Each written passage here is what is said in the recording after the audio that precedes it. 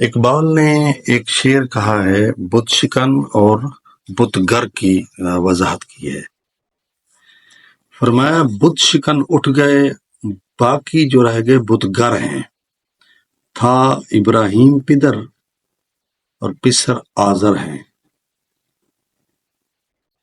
ٹھیک ہے، تو اس میں شاعر یہ کہنا چاہتا ہے کہ ابراہیم جو تھے انہوں نے نمرود کے بت خانے میں بت توڑے تھے۔ ٹھیک ہے، ان کا باپ تھا آزر۔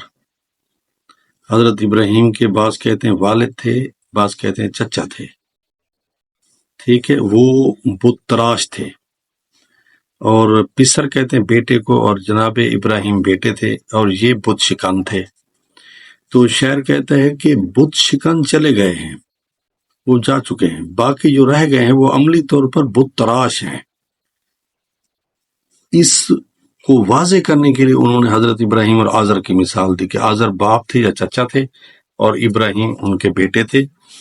ٹھیک ہے، ابراہیم بت شکن تھے، جبکہ ان کے جو باپ یا چچا تھے وہ جو ہے نا بت گر تھے، بت بنانے والے تھے، بت تراشنے والے تھے۔